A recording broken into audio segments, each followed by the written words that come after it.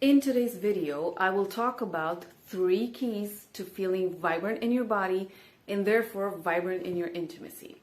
Hi, this is Liana, Holistic Intimacy Coach. Welcome to my YouTube channel. Here we grow in intimacy. So today I picked a topic that I think is painful for many people, though not many might realize their potential, the highest potential that they have to be vibrant in their body and therefore vibrant in how they show up in intimacy. So here are the 3 things that might hinder you. There might be more. I'm not saying these are all, but these are the 3 major ones that I picked for today. So the first one is actually standardization. As opposed to our nature, which is biodiverse, okay, and nowadays some health coaches are actually aware of bio-individuality. And in nature, all environmentalists actually defend what? Biodiversity.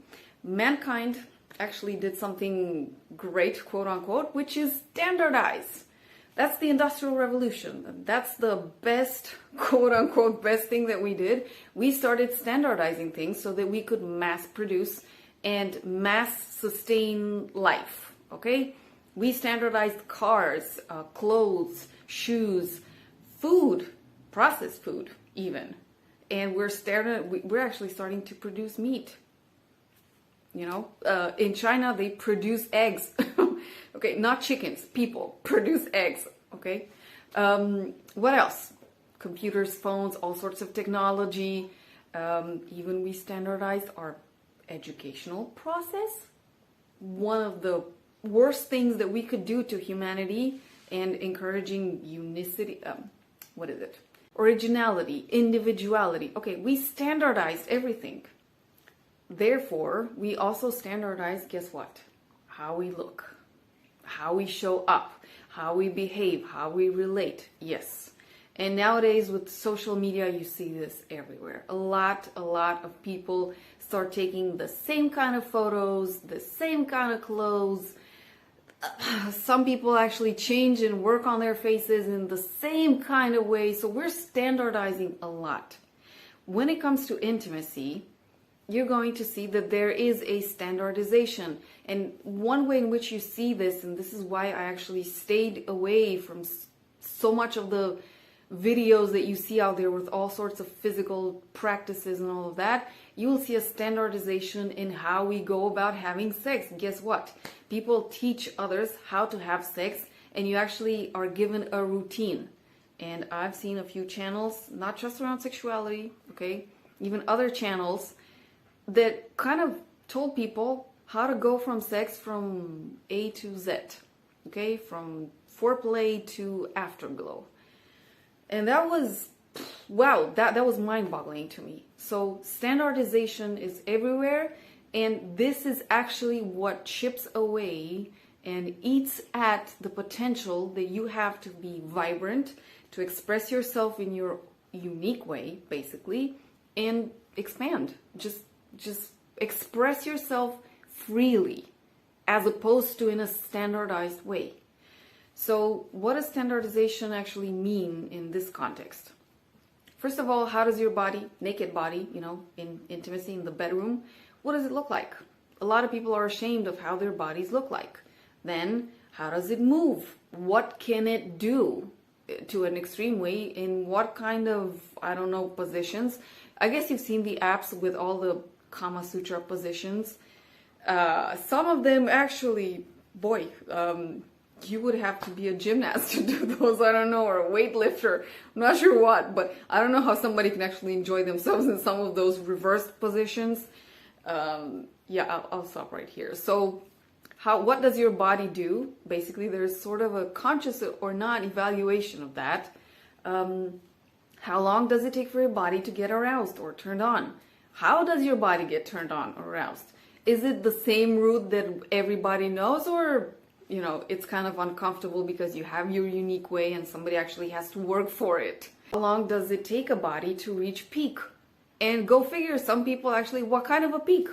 Okay? Some women are pressured either from their partner or by themselves to reach a certain kind of orgasm, because if they don't reach that, they feel that they're not fulfilled. And actually the pressure, because all this standardization, first of all, comes from your mindset, how you relate to your body, how you evaluate it, or your partner evaluates it and you feel it. This kind of standardization is what chips away at your potential. Why? Because essentially you or your partner or the both of you aren't accepting what your body is in any given moment, what it does in any given moment. Okay? Standardization. And here, the only invitation that I have for you that might help you, and I'm actually sure that it will to a certain degree, is get your Orgasmic Intimacy book, which has 55 coaching questions. A lot of them are around not only the things to look at, like the foundations that people use in order to be fulfilled in their intimacy, but also around mindset, mentality, definitions, how you communicate, how you translate, how you give feedback, feed forward, and so on. All this stuff can have an impact for the better or for the not so good in your intimate life. So check this book out and make the best use of it. That's my invitation to you. The second key to feel vibrant in your body is processing old emotions, wounds, hurts, etc. This one is very particular to each individual. So everybody has different challenging experiences in their lives, and some experiences actually leave a mark. They leave a scar, a dent, figuratively speaking, okay, not necessarily physically directly. And usually it's something that you were told, how you were made to feel, or how simply you felt in comparison to others, because there is comparison. So that's a direct effect, but a worsened effect of the first thing, standardization. And that stuff actually, which that kind of a message is somewhere ingrained in your memory and also in your body. Okay, there is a book out there which is called The Body Keeps the Score. It's a very technical book, it's for therapists, but the essence is that whatever stuff happens to you, whatever experiences that you go through that exceed your capacity to process, to handle at any given point, they shut you down, first of all, from your nervous system, because that is the central operating system that we have, and secondarily, the rest of your systems in the body, because the nervous system is connected to everything. And sometimes your ability to perceive, to feel physically, postures, ability to express, to speak, to talk, ability to embody higher states, ability to relax, all those things which are important in your intimacy go down to or are caused by unprocessed wounds, emotions, hurts, stuff that happened in your past. For this one, the best invitation that I have is actually to start doing your growth work and healing work. And this is something that usually is done with the help of somebody. If you were able to process that stuff on your own, you would have done it at a certain point in your life. Because you couldn't do it, you actually need support at any given point. So there comes a time for everybody when they need to get individual support, okay? One-on-one coaching, one-on-one therapy. That you can do it with me, you can do it with other people out there. It's entirely up to you. One way in which I might be able to help directly with the stuff that I have here on my channel is the breath sexuality practices playlist. It's usually breath work, but it contains other things that we do with our body in each of the practices.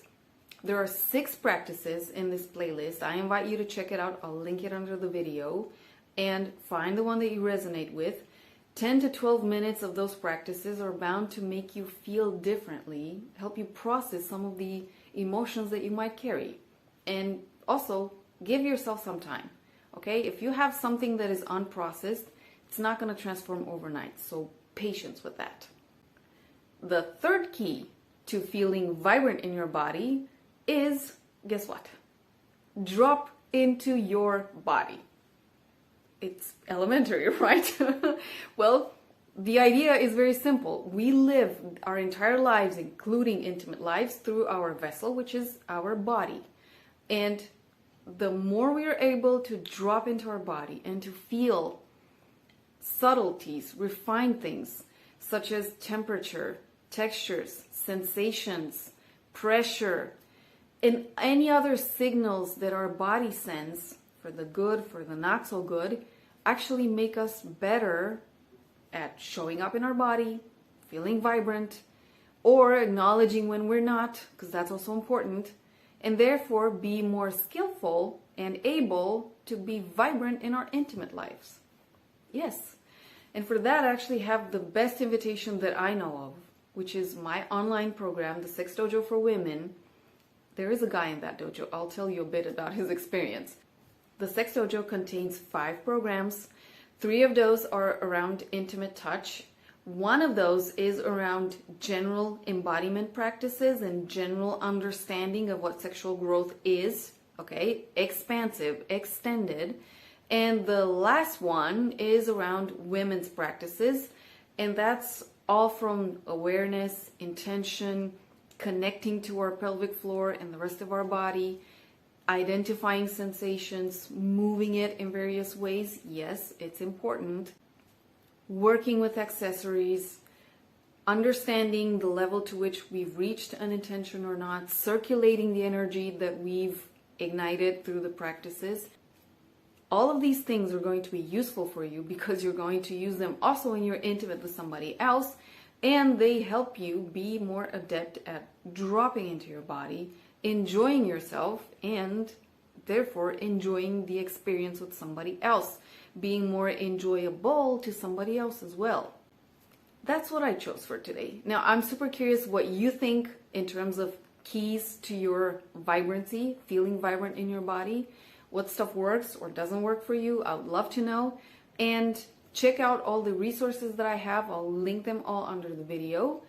I will see you tomorrow with another video. Until then, I wish you a vibrant, intimate life.